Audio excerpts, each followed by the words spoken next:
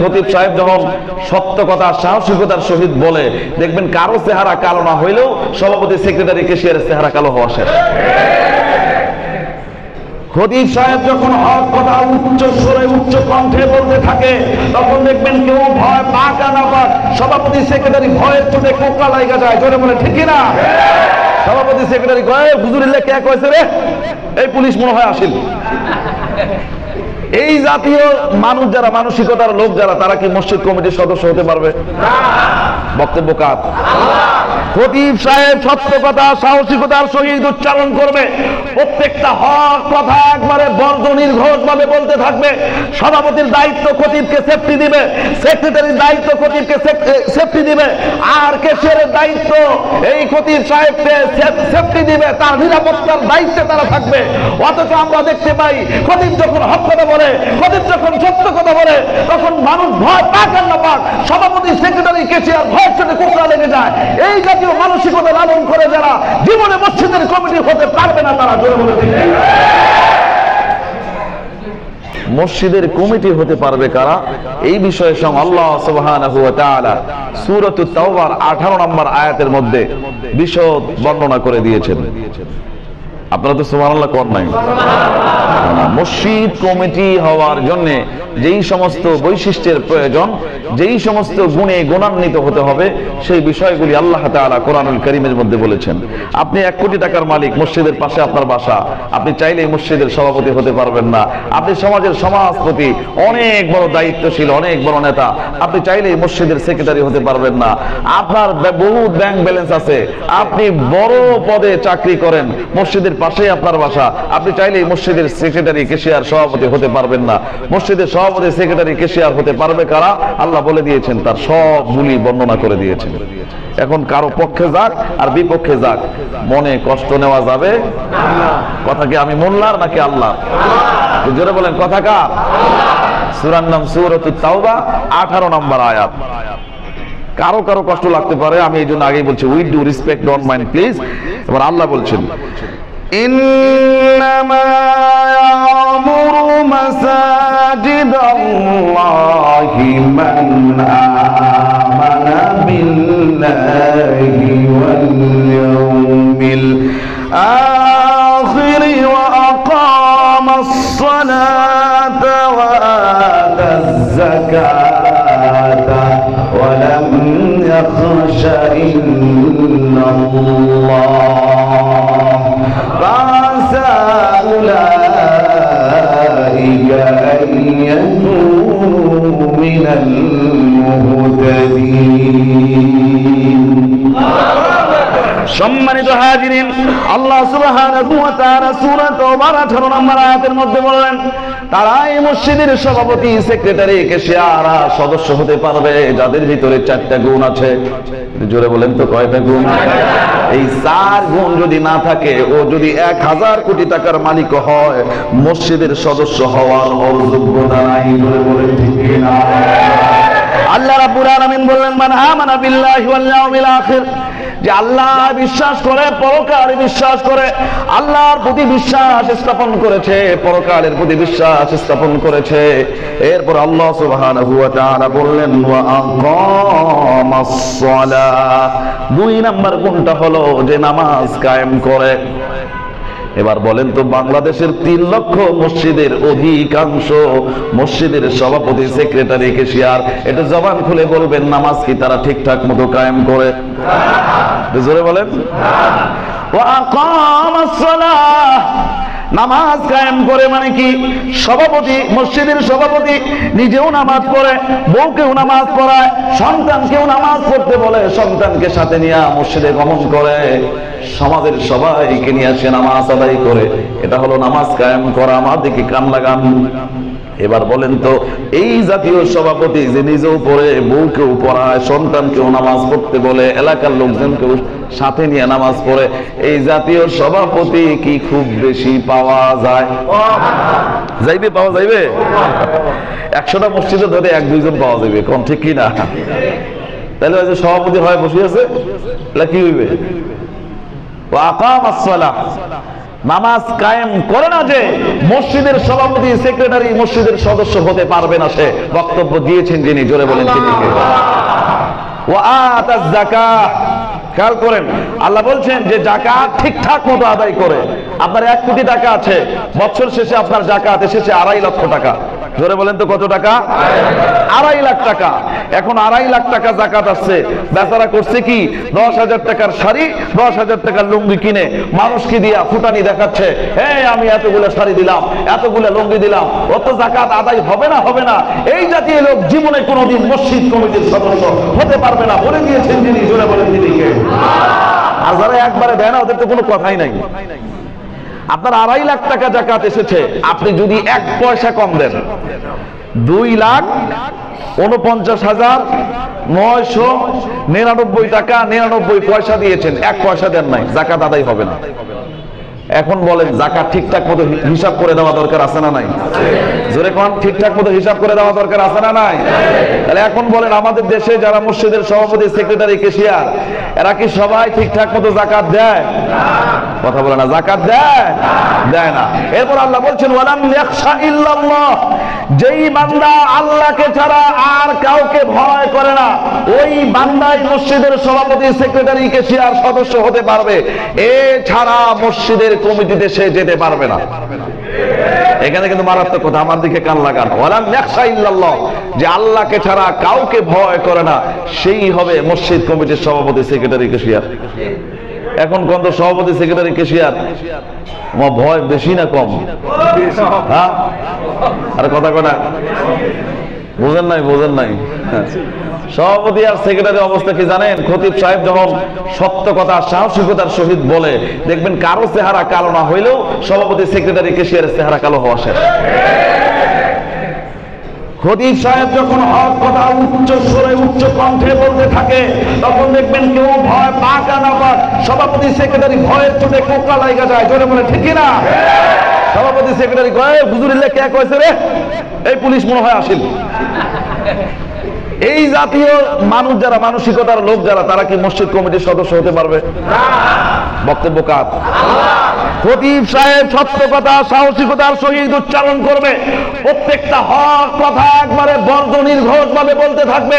সভাপতির দায়িত্ব খতিবকে সেফটি দিবে, সেক্রেটারির দায়িত্ব খতিবকে সেফটি দিবে, আর ক্যাশিয়ারের দায়িত্ব এই খতিব সাহেবকে সেফটি দিবে, তার নিরাপত্তার দায়িত্বে তারা থাকবে। অথচ আমরা দেখতে পাই খতিব যখন হক কথা বলে, খতিব যখন সত্য কথা বলে, তখন মানুষ ভয় পাক আর না পাক, সভাপতি সেক্রেটারি ক্যাশিয়ার ভয়ের সাথে কোকড়া লেগে যায়। এই জাতীয় মানসিকতা লালন করে যারা জীবনে মসজিদের কমিটি হতে পারবে না, তারা জোরে বলে দিন। মসজিদে বিভিন্ন জায়গায় যখন খতিব সাহেবরা হক কথা বলে, সভাপতি ভেটো দেয় কি দেয় না? ওর মসজিদ কমিটি হওয়ার যোগ্যতা আছে? এবার বলেন, যখন খতিব সাহেব উচিত কথা কয়, আচ্ছা ঠিক আছে ঠিক আছে, আমরা একটু আগায় আসি, জায়গা হচ্ছে না তো, আমরা নামাজের সময় উপরে যাবো ইনশাল্লাহ। ও, 2 পাশে বক্স আছে, আপনারা সেদিকে জুতা রাখেন, আর সামনের দিকে আসেন, সামনের দিকে আসেন, জায়গা হচ্ছে না। আমরা নামাজের সময় উপরে যাবো ইনশাল্লাহ। সামনে আসেন, সামনে আসেন, জিকির করেন সুবহানাল্লাহ আলহামদুলিল্লাহ সুবহানাল্লাহ আলহামদুলিল্লাহ লা ইলাহা ইল্লাল্লাহ সুবহানাল্লাহ আলহামদুলিল্লাহ লা ইলাহা ইল্লাল্লাহ। আমার দিকে তাকান, একটু জোরে সোরে মহব্বতে তাকবীর বলবেন, লিল্লাহে তাকবীর। ভয় পাওয়ার কোনো কারণ নাই, জোরে সোরে মহব্বতে বলেন লিল্লাহে তাকবীর। মসজিদ কমিটির সদস্য হতে পারবে কারা? 4 গুণে গুণান্বিত যারা, যারা কি করে আল্লাহ বিশ্বাস, পরকালে বিশ্বাস, এটা মোটামুটি পাওয়া যায়। এরপরে 3টা কিন্তু আর ঠিকঠাক মতো পাওয়া যায় না। ওয়া আকামাস সালাহ, নামাজ কায়েম করে যারা, মসজিদ কমিটিতে থাকতে পারবে যারা, তারা। ওয়া আতাজ যাকাত, যারা যাকাত প্রদান করে ঠিকঠাক মতো, তারাই মসজিদ কমিটিতে থাকতে পারবে। ওয়ালাম ইয়াখশা ইল্লাল্লাহ, আল্লাহ ছাড়া যারা কাউকে ভয় করে না, তারাই মসজিদ কমিটির সদস্য হতে পারবে। সভাপতি সেক্রেটারি, ওই যে বললাম খতিবের হক কথা শুনলে সভাপতি একদম ভয়ের চোটে কোকড়া লাগি যায়, এই কখন বা পুলিশের গাড়ি আইসেছে রে, এই বা কখন ধরে নিয়ে যায়। কথা কোন ঠিক কিনা?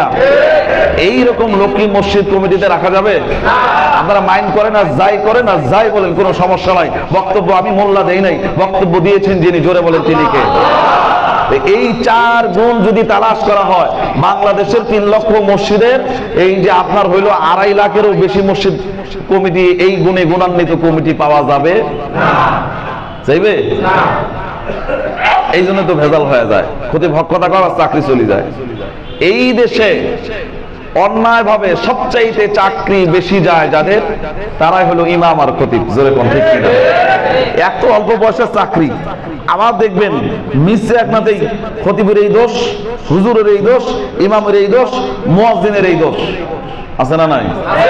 যারা দেখবেন বাড়িতে বউ কন্ট্রোল করতে পারে না, যারা বাড়িতে বউয়ের গাল শুনে, বউয়ের কাছে ছোট হয়ে থাকা লাগে, বাচ্চা কাচ্চার কাছে কোনো পাত্তা পায় না, যেগুলো বাড়ির 5 পয়সার দাম নাই, ওই লোকগুলা এসেও মসজিদে ইমাম, মুয়াজ্জিন, খতিবের উপরে দেওয়ানিগিরি, মাতবরি করে। রাগ করে না, যাই করেন, এটাই সত্য, এটাই বাস্তব। কিনা দুনিয়ার কোন জায়গা মাতবরি করি পাইবে না, যেটা মসজিদ আছে, মাদ্রাসা আছে, ওটা যে মাতবরি করাই লাগবে। কথা ঠিক? হ্যাঁ, রাগ করলে কিছু করার নাই। আর পিছনের লোকগুলো আরেকটু আগে আসেন, জায়গা হচ্ছে না ভাই, প্লিজ প্লিজ। না জায়গা আমরা এখন আপাতত এইভাবে জমে বসি, পরে ছাদে যাব, পরে ছাদে যাব। আমাদের সময় ছাদে জায়গা আছে, নামাজ পড়ার সমস্যা নাই, কিন্তু রোদ এখন দরকার নাই, সবাই নিজে বসি। আর 2 পাশে বাক্স আছে, নতুন বাক্স। সামনে আসেন, সামনে আসেন। আচ্ছা ভাই, ঠিক আছে ইনশাআল্লাহ। আচ্ছা বলেন তো জোরে আল্লাহু আকবার বলেন, লিল্লাহি তাকবীর। কেউ কি রাগ করতেছেন? উচিত কথা কইলে হুজুর কাউই দেখি পায় না, বুঝেন নাই? হ্যাঁ, তাহলে আমাদেরকে দায়িত্ব দিয়েছেন যিনি, জোরে বলেন তিনি কে? মৌলবি কি তোমাগুলার? না। হ্যাঁ, মৌলবীর মালিক কি কোনো রাজনৈতিক দল? না। তাহলে মৌলবীর মালিক কায়? আল্লাহ। মৌলবী হক কথা কওয়ার দায়িত্ব দিয়েছেন যিনি, জোরে বলেন তিনি কে? এখন বসি বসি যদি চিন্তা করেন, হুজুরের কথাগুলোকে মোর মনের কথা হয় না, হুজুরের কথাগুলোকে মোর স্বার্থে যায় না, হুজুরের কথাগুলোকে মোর স্বার্থের বাইরে যায়, কিছু করার নাই। কারণ মৌলবী তো আপনার না, এই হুজুর তো আপনার না। হুজুরকে যিনি দায়িত্ব দিয়েছেন, জবান খুলে বলেন তিনি কে? তাহলে আমরাও হক কথা বলবো। এখন কার ফাটে, কার ছিঁড়ে, কার কলজা ভাঙিয়ে যায়, আমার দেখার টাইম নেই। জোরে কোন ঠিক কিনা? এবার আসুন, আপনি সভাপতি হয়েছেন, সেক্রেটারি হয়েছেন, ক্যাশিয়ার হয়েছেন, কি ওই খতিব আর ইমাম আর মুয়াজ্জিন ধমকেবার জন্য? তাহলে কি? পরিচালনা করার জন্য। হ্যাঁ, পরিচালনা করবার জন্য। পরিচালনা তো আছে, 1 নম্বর দায়িত্ব কি? এই সভাপতি, সেক্রেটারি, ক্যাশিয়ারের 1 নম্বর দায়িত্ব কি?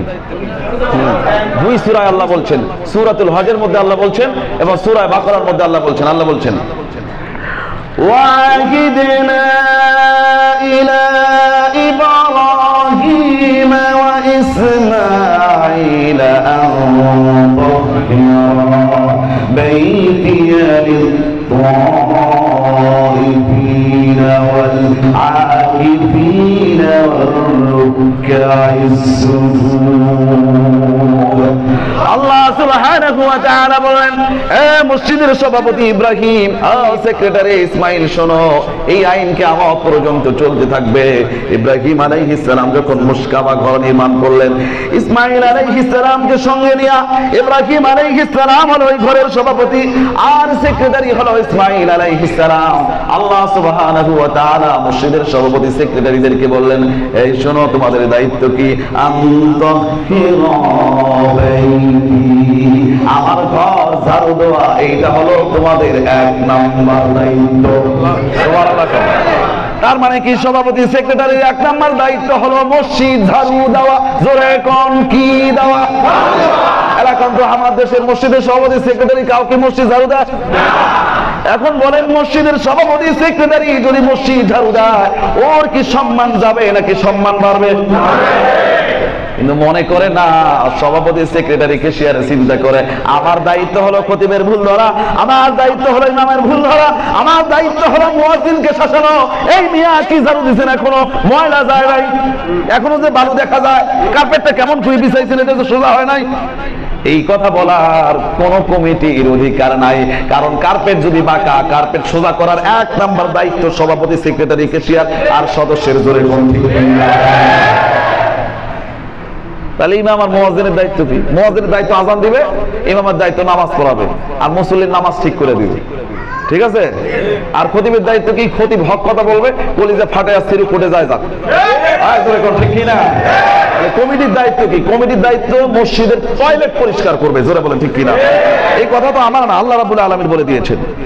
সভাপতি, সেক্রেটারি, ক্যাশিয়ার যদি মসজিদের উযুখানা পরিষ্কার করে, টয়লেট পরিষ্কার করবে, সম্মান কি কমে যাবে নাকি? যারা মসজিদ পরিষ্কার করে, মসজিদ ঝাড়ু দেয়, মসজিদের টয়লেট পরিষ্কার করে, আল্লাহ তাদের অন্তর ধুয়ে মুছে সাফ করে দেয়। বুঝেন নাই? রাগ করলেন কেউ? আমি 1 কোটি টাকার মালিক, মসজিদত 50 লাখ টাকা দান করছো, আর মুই সভাপতি হচ্ছি, আর হুজুর মোর 12টা বাজে দিল। হ্যাঁ, এই হচ্ছে অবস্থা। সভাপতি, সেক্রেটারি, ক্যাশিয়ারের দায়িত্ব কি ভালো করে বুঝে নেবেন কিন্তু ইনশাআল্লাহ। আল্লাহ রাব্বুল আলামিন আমাদেরকে সেই তৌফিক দান করুন, কেউ মাইন্ড করবেন না। ঠিক আছে না ইনশাআল্লাহ? আল্লাহ দায়িত্ব দিয়েছে, আমরা তো দায়িত্ব দিয়ে নেই। কারণ আল্লাহ বলছে আনতাহিরা বাইতি, আমার ঘর পরিষ্কার করো, আমার ঘর ঝাড়ু দাও, লিত্তাইফিনা ওয়াল আকিফিনা ওয়ার রুকআইস সুজুদ। মসজিদে যারা ইতিকাফ করে, মসজিদে যারা রুকু দেয়, সিজদা করে, এদের যাতে কষ্ট না হয়, তাই সভাপতি শোনো, সেক্রেটারি শোনো, এখানে যারা নামাজ পড়তে আসবে তাদের যাতে কোনো ধরনের কষ্ট না হয়, এই জন্য সভাপতি, সেক্রেটারি, ক্যাশিয়ারকে আল্লাহ বলেন ঘর ঝাড়ু দাও, ফ্যান না থাকলে ফ্যান লাগাও, এসির দরকার হলে এসি লাগাও, আর মুসল্লির যাতে কোনো ধরনের কষ্ট না হয় তার জন্য যা যা ব্যবস্থা দরকার সব ব্যবস্থা তোমরা নাও। এটা ইমাম মুয়াজ্জিনের দায়িত্ব না, এই দায়িত্ব হলো কমিটির। জোরে কোন ঠিক কিনা? কমিটি কে কে হতে পারবে সেটাও বলছে, এবং কমিটির দায়িত্ব কি তাও বললাম।